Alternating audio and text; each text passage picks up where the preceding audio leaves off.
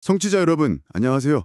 오늘은 출애굽기, 그중에서도 아주 극적인 후반부죠. 16장부터 40장까지 이야기 속으로 한번 같이 들어가 보려 합니다. 네, 애굽을 나온 이스라엘 백성이 이제 광야에서 겪는 현실적인 어려움들, 배고픔에 대한 불평도 있었고, 그렇죠. 그러다가 또 하나님과의 특별한 만남도 있고, 또 공동체 위기, 회복. 정말 파란만장한 여정이에요. 네, 맞아요. 이 시기가 이스라엘이라는 공동체가 정말 하나님의 백성으로서의 정체성을 구체적으로 만들어가는 아주 중요한 과정이라고 할 수 있죠. 네, 이게 단순히 그냥 오래된 이야기가 아니라 관계라든지 리더십, 믿음, 또 실패와 용처 같은 그런 보편적인 주제들을 통해서 오늘 우리에게도 시사하는 바가 많은 것 같아요. 맞아요. 저희가 이번에 참고한 자료들은 출애굽기 16장에서 40장 본문, 그리고 그에 대한 여러 주석이나 해설들, 그리고 조금 논쟁적이긴 하지만 그 출애굽 경로랑 시내산 위치에 대한 좀 다른 탐구 내용까지 포함하고 있거든요. 네, 흥미로운 부분이죠. 워낙 방대한 이야기다 보니까 이 안에서 핵심적인 통찰을 딱 뽑아내는 게 오늘 저희의 목표입니다. 맞습니다. 광야에서의 그런 생존 문제, 또 하나님의 공급하심, 그리고 시내산에서 언약을 맺는 그 의미, 또 공동체를 그냥 뒤흔들었던 금송아지 사건의 파장, 네, 그 사건. 그리고 마침내 이제 하나님의 임재를 상징하는 성막이 세워지기까지 그 과정을 쭉 따라가면서 각 사건들이 우리에게 뭘 말해주고 있는지 좀 깊이 살펴보겠습니다. 자료에 담긴 통찰하고 또 우리가 같이 생각해 볼 만한 지점들을 짚어보죠. 좋습니다. 청취자 여러분께서도 이 복잡하고 또 깊은 이야기의 맥락을 잘 잡으실 수 있도록, 그리고 핵심 의미들을 놓치지 않도록 저희가 옆에서 길잡이가 되어 드릴게요.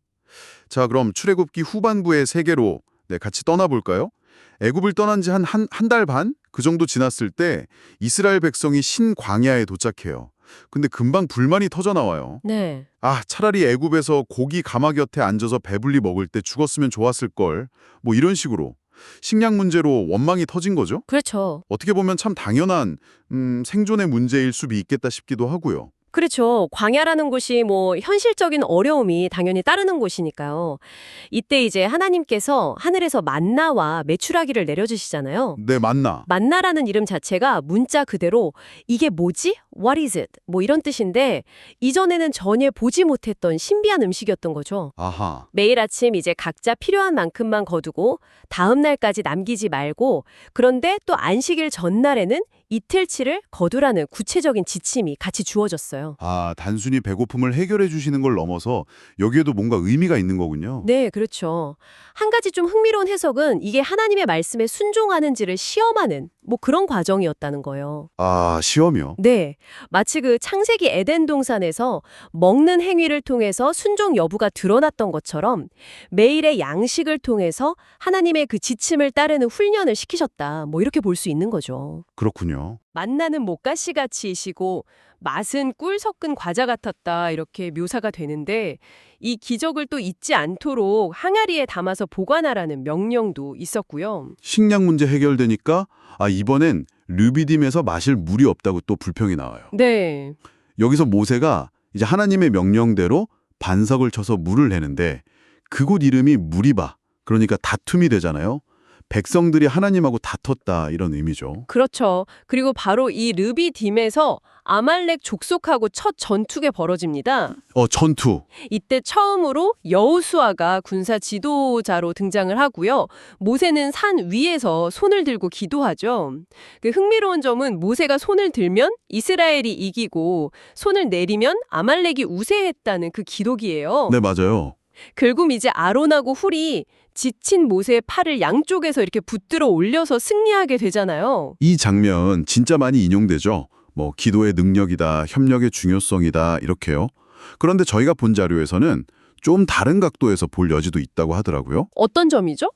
그러니까 전쟁의 승패는 결국 하나님께 달린 건데 당시 백성들의 시선은 어쩌면 하나님의 능력보다는 눈에 보이는 지도자, 모세의 그 행동에 더 집중됐을 수도 있다. 이런 지적이었어요. 어떻게 생각하세요?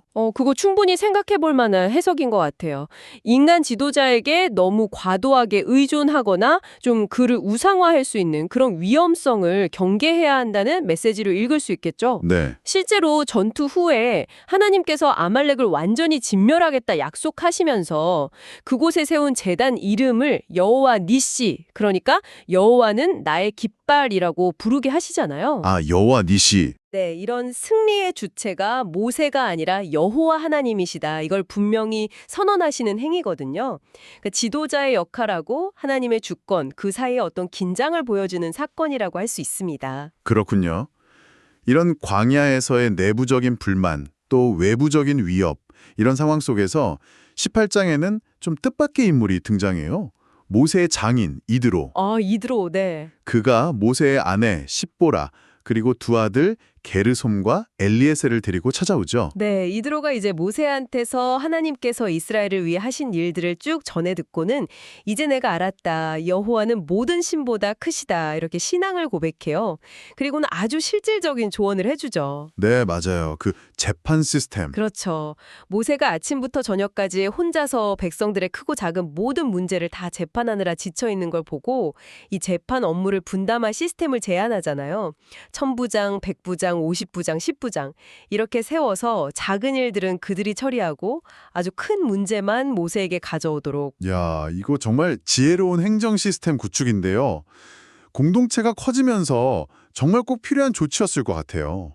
리더십이라는 게 때로는 이런 효율적인 시스템을 만드는 능력이기도 하군요. 맞습니다. 이게 어떤 영적인 지도력뿐만 아니라 실제적인 조직 운영의 지혜가 어떻게 조화를 이룰 수 있는지 그걸 보여주는 아주 좋은 사례죠. 자, 여기서 잠시 이야기의 배경이 되는 그 지리적인 측면으로 좀 넘어가 볼까요? 저희가 본 자료 중에 그 출애굽 경로하고 시내산의 전통적인 위치에 좀 의문을 제기하는 대안 이론도 있었어요. 특히 김승학 박사님의 주장이 소개됐는데 꽤 흥미롭더라고요. 네, 저도 봤습니다. 전통적으로는 홍해 건넌 지점을 수에즈만 북단으로 보고 시내산은 시나이반도 남쪽에 있는 자발무사, 그러니까 모세의 산으로 보는 게 일반적이잖아요. 네. 그런데 이제 김 박사님을 비롯한 일부 연구자들은 홍해 도하가 아카바만에서 일어났고 시내산은 현재 사우디아라비아 북서부에 있는 자발 알 로즈, 그 아몬드산이라고 주장을 하죠. 그 근거로 제시되는 것들이 꽤 구체적이던데요. 뭐 아카바만 특정 지점에 엄청 넓은 해변 평지가 있다. 수백만 명이 머물 수 있는. 또 바닷속에 무슨 다리처럼 융기된 지형이 있다. 네, 수중 육교 같은. 그리고 거기서 발견됐다고 하는 산호 덮인 전차 바퀴 모양 유물들. 또 자바랄 로즈산 정상부가 불에 그을린 것처럼 카마타는 거. 그렇죠. 산 기슭에는 거대한 재단터도 있고 바위에 소형상 암각화도 있고 또 물이 솟았다는 쪼개진 큰 바위도 있다. 뭐 이런 것들이요. 상당히 흥미로운 주장들은 건 맞아요. 그런데 이 이론이 아직 고고학계나 성서학계 주류에서 공인된 학설은 아닙니다. 제시된 증거들에 대한 해석도 논란의 여지가 좀 많고요. 아, 그래요? 예를 들어서 그 전차바퀴로 추정되는 유물 같은 경우는 명확한 연대 측정이 어렵고 그냥 자연적으로 형성된 걸 수도 있다는 가능성도 제기가 돼요. 그래서 자료에서도 강조하듯이 어떤 특정 지리적 위치를 확정하는 것보다는 출애굽 사건 자체가 주는 신앙적 또 역사적 메시지에 집중하는 게 더 중요하다 이렇게 얘기하고 있죠. 네. 검증되지 않은 정보에 막 휩쓸리기보다는 좀 비판적인 시각을 유지할 필요가 있다. 이 점을 지적하고 있습니다. 아, 참고로 성경에는 이 시기 배경으로 수르광야, 바란광야, 신광야, 진광야 뭐 이런 이름들이 등장하죠. 네, 맞아요. 지리적 논쟁보다는 그 사건의 의미에 집중하는 게 중요하겠군요. 다시 본론으로 돌아와서 19장에서는 드디어 이스라엘 백성이 시내산 앞에 도착합니다. 네. 출애굽한 지 약 50일째 되는 날인데 이게 신약의 오순절하고 연결되는 시점이잖아요. 여기서 셋째 달이라는 표현은 그냥 3개월 후가 아니라 세 번째 달의 초 하루를 의미한다고 봐야 50일이라는 기간이랑 일치한다고 하더라고요. 네. 맞습니다. 바로 이곳 시내산에서 하나님께서 이스라엘 백성에게 아주 역사적인 제안을 하시죠. 세계가 다 내게 속했다. 너희가 내 말을 잘 듣고 내 언약을 지키면 너희는 모든 민족 중에서 내 소유가 될 거고 너희가 내게 대하여 제사장 나라가 되고 거룩한 백성이 될 것이다. 19장 5에서 6. 이게 바로 시내산 언약의 핵심입니다. 와, 여기서 언약, 히브리어로 베리트라고 하는데 이게 단순한 계약을 넘어서 상호 간의 어떤 충성, 의무를 포함하는 깊고 관계적인 약속이에요. 고대 근동의 종주권 조약하고 좀 비슷한 성격이고요. 하나님하고 이스라엘 사이에 아주 특별한 관계를 설정하는 거죠. 내 소유, 제사장 나라, 거룩한 백성. 와, 이 표현들 진짜 무게감이 엄청나네요. 특히 제사장 나라라는 말은 어떤 의미일까요? 모든 백성이 다 제사장이 된다, 뭐 이런 건가요? 문자 그대로 모든 개인이 제사장 직무를 수행한다 이런 의미라기보다는요. 이스라엘 민족 전체가 하나님과 다른 민족들 사이에서 약간 중재자 역할을 하는, 그러니까 온 세상을 향해서 하나님을 드러내고 또 세상의 필요를 하나님께 아뢰는 그런 특별한 사명을 받았다 이런 의미로 해석하는 게 일반적입니다. 아, 중재자 역할. 네, 자료에서는 이게 신약의 베드로전서 2장 9절 오직 너희는 택하신 족속이요 왕 같은 제사장들이요 거룩한 나라요 그네 소유가 된 백성이니 이 말씀하고 연결되고 오늘날 교회의 사명과도 맞닿아 있다 이렇게 강조하더라고요. 하나님과 세상을 잇는 다리 역할이라. 와, 진짜 엄청난 부르심이네요. 그렇죠. 그리고 이 언약의 조건은 바로 순종입니다. 하나님의 말씀을 듣고 언약을 지킬 때 이 특별한 정체성과 사명이 주어진다는 거죠. 여기에 대해서 백성들이 한 목소리로 여호와께서 명령하신 대로 우리가 다 행하겠습니다. 19.8 이렇게 응답하면서 언약을 받아들여요. 그리고 이후에 하나님께서 시내산에 강림하시는 장면은 와, 진짜 압도적이에요. 백성들은 3일 동안 자신을 성결하게 하고 옷을 빨면서 준비해야 했고 산 주위에는 경계까지 설정됐었죠. 네. 강림 당일에는 뭐 우레, 번개, 빽빽한 구름, 엄청나게 큰 나팔 소리, 산 전체가 막 연기 자욱하고 크게 진동했다고 기록되어 있잖아요. 상상만 해도 막 전율이 느껴져요. 네, 정말 하나님의 임재, 그 거룩함과 두려움을 아주 생생하게 전달하는 묘사죠. 자료 중 일부는 이런 경외감 넘치는 만남을 오늘날 우리가 너무 하나님을 가볍고 좀 피상적으로 대하는 태도와 비교하면서 성찰을 촉구하기도 하고요. 그리고 20장에서는 그 유명한 10계명이 선포됩니다. 첫 4계명은 하나님과의 관계, 대신관계, 그리고 이후 6계명은 이웃과의 관계, 대인관계에 대한 기본 원칙이죠. 맞습니다. 자료에서는 각 계명의 의미를 조금 더 명확하게 짚어주는데 예를 들어 살인하지 말라는 단순히 생명을 빼앗는 행위뿐만 아니라 어떤 생명 존중의 정신, 또 거짓 증거하지 말라는 그냥 일상적인 거짓말을 넘어서 특히 법정에서의 위증을 금지하는 그런 공정한 사회 질서 유지와 관련된다는 점을 설명해주고 있어요. 10계명에 이어서 21장부터 23장까지는 언약서 또는 뭐 계약법이라고 불리는 더 구체적인 율법들이 주어지네요. 종의 권리, 폭행이나 상해에 대한 배상 책임, 재산 보호, 또 가난한 자나 나그네에 대한 배려, 안식일이나 주요 절기 준수. 와, 공동체 생활의 거의 모든 영역을 다 포괄하는 세부 규정들이에요. 네, 우상 숭배는 절대 안 된다. 가나안 원주민하고 언약 맺지 말라. 이런 명령도 있고 또 순종할 때 주어질 복, 뭐 질병을 제거해 주시겠다, 장수하게 해 주시겠다. 이런 약속도 함께 주어지죠. 그리고 24장에서는 이 모든 언약을 공식적으로 비준하는 의식이 거행되네요. 네, 모세가 백성에게 모든 율법을 낭독하니까 백성들이 다시 여호와의 모든 말씀을 우리가 준행하겠습니다. 이렇게 맹세하죠. 네. 그러자 모세는 제단을 쌓고 이스라엘 12지파를 상징하는 12기둥을 세우고 번제와 화목제를 드립니다. 그리고 그 제물의 피 절반은 제단에 뿌리고 나머지 절반은 백성들에게 뿌리면서 이것은 여호와께서 이 모든 말씀에 대하여 너희와 세우신 언약의 피다. 24.8 이렇게 선포해요. 피를 뿌리는 의식이라니 상당히 강렬한데요. 어떤 의미가 있는 건가요? 피는 곧 생명을 상징하잖아요. 아, 그렇죠. 그래서 피를 제단, 즉 하나님을 상징하는 곳과 백성 양쪽에 뿌린다는 것은 이 언약을 어기면 생명을 걸겠다, 즉 목심을 건 약속이다 라는 것을 보여주는 아주 엄숙한 행위였어요. 언약의 무게와 신성함을 시각적으로 확 보여주는 거죠. 그렇군요. 이후에 이제 모세랑 아론, 나답과 아비후 그리고 장로 70인이 산에 나가서 이스라엘의 하나님을 뵙고 그 앞에서 먹고 마시는 아주 특별한 경험을 하죠. 그리고 모세는 십계명이 새겨준 돌판을 받기 위해서 다시 40일 동안 시내산에 머무르게 됩니다. 하나님과의 관계를 맺고 그 관계의 기준이 되는 법을 받고 또 엄숙하게 언약을 체결하고 이제 진짜 하나님께서 그들 가운데 거하실 준비가 된 건가 싶은데 25장부터는 성막 건축에 대한 아주 상세한 지시가 이어지네요. 그렇습니다. 하나님께서 이스라엘 백성 가운데 거하시기 위한 구체적인 처소, 즉 성막, 태버네클을 만들라는 명령이죠. 여기서 좀 흥미로운 점은 건축에 필요한 예물을 어떻게 모으는지에 대한 지침이에요. 어떻게요? 무릇 마음에 원하는 자, 그리고 자원하는 마음으로 내는 자에게서 받으라고 하세요. 25장 2, 35장 5. 그러니까 강제가 아니라 자발성, 기쁜 마음, 이게 강조된 거죠. 와, 하나님께서 직접 디자인하신 집이군요.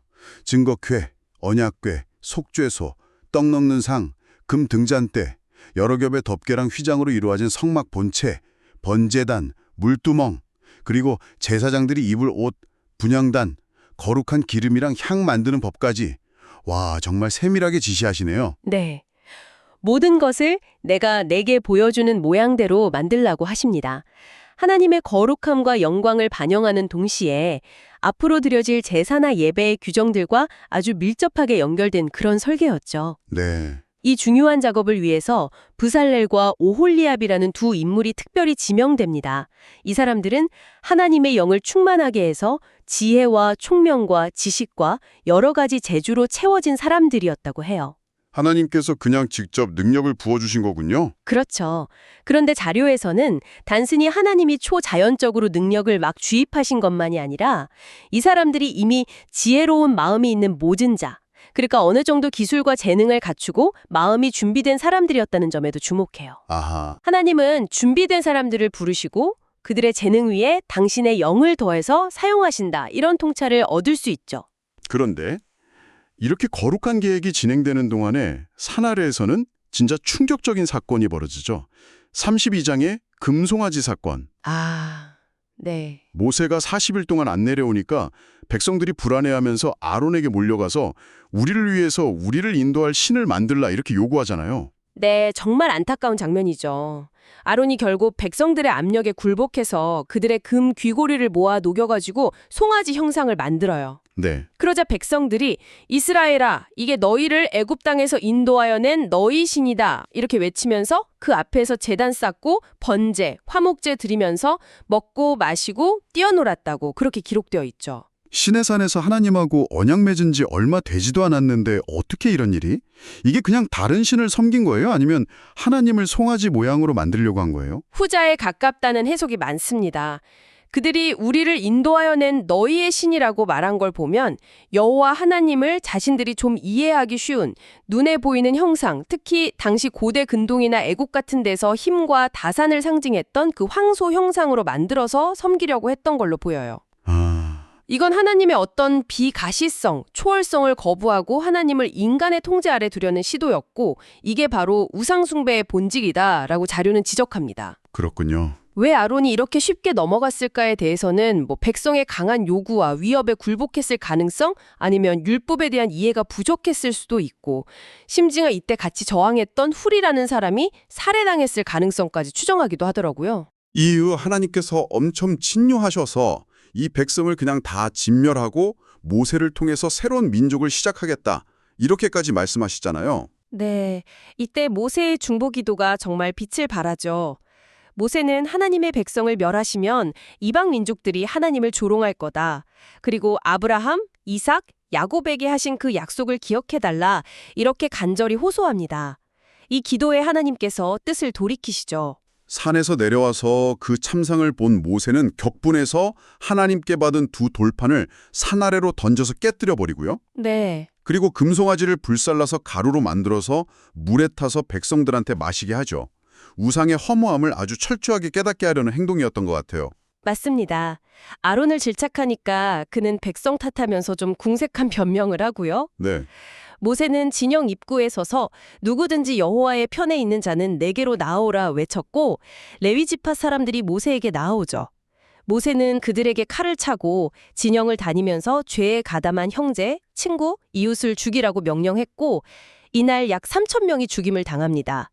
레위 지파의 결단이 아주 돋보이는 장면이죠. 이후에 모세는 다시 하나님께 나아가서 백성들의 죄를 용서해달라고 간절히 기도하는데 심지어 이제 그들의 죄를 사하여 주십시오.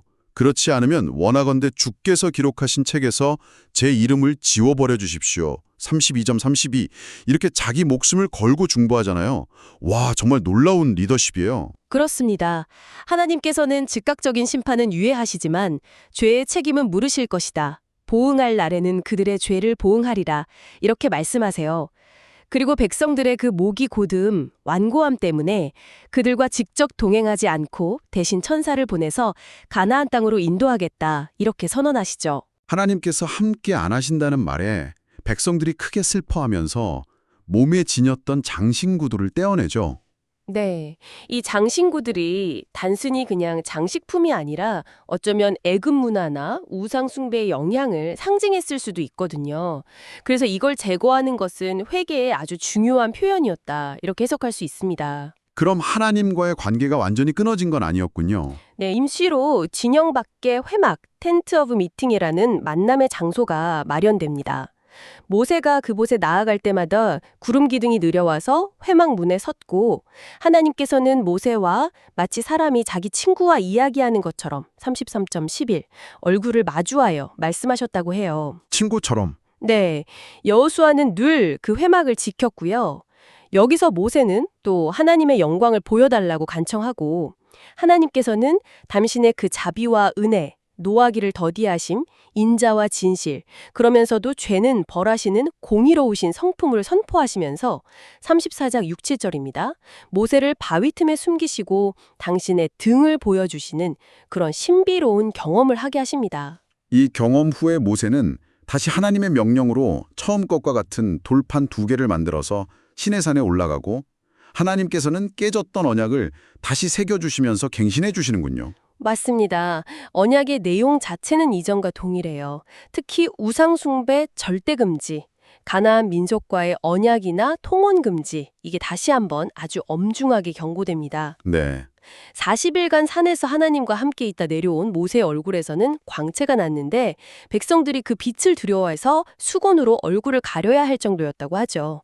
하나님과의 깊은 교제의 결과였던 겁니다. 큰 위기를 넘기고 이제 언약이 갱신된 후에 35장부터는 드디어 성막 건축이 실제로 시작되는군요. 네, 다시 한번 안식일 준수 규례가 강조된 후에 성막 건축을 위한 예물을 가져오라는 명령이 내려지죠.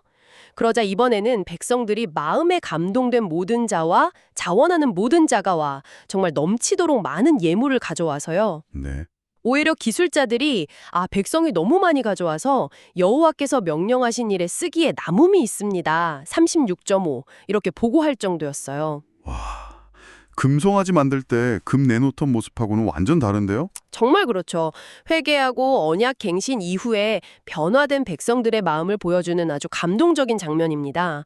자료에서는 이걸 기쁜 마음으로 드리는 자발적인 헌신의 모범으로 제시하기도 하고요. 네. 부사렐과 오홀리압을 비롯한 지혜로운 기술자들이 중심이 돼서 백성들이 가져온 재료로 성막과 그 안의 모든 기구들, 제사장의 옷 같은 것들을 하나님의 명령 그대로 아주 정확하게 제작합니다. 그 상세한 제작 과정이 36장부터 39장까지 쭉 기록되어 있죠. 그리고 마침내 출애굽 제2년 첫째 달 초하루 1월 1일에 성막이 완성되고 봉헌됩니다. 네, 모세가 모든 기구를 제자리에 배치하고 거룩하게 구별해서 봉헌하니까 구름이 회막에 덮이고 여호와의 영광이 성막에 충만하게 임했습니다. 40.34. 너무나 영광스러워서 모세조차 회막에 들어갈 수 없을 정도였다고 해요. 이제 하나님께서 약속하신 대로 눈에 보이는 방식으로 그의 백성 가운데 임재하시게 된 거죠. 이후로는 낮에는 구름기둥, 밤에는 불기둥이 성막 위에 머물면서 이스라엘 백성의 광야 여정을 인도하는 표지가 됩니다. 와, 정말 긴 여정이었습니다.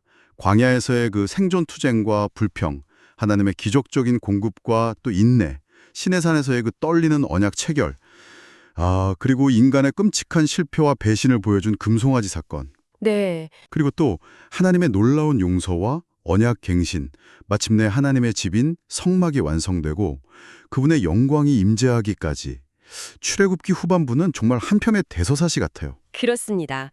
하나님께서 당신의 백성을 어떻게 선택하시고 또 거룩하게 구별하시고 그들과 깊은 관계를 맺기를 원하시는지 그 과정에서 드러나는 어떤 인간의 연약함, 불순종, 그럼에도 불구하고 신실하게 약속을 지키시고 용서하시고 이끌어가시는 그 하나님의 은혜와 사랑, 이게 막 교차하면서 펼쳐지는 이야기죠. 자료들이 반복해서 강조했던 그 제사장 나라로서의 부르심이 다시 한번 마음에 와닿네요.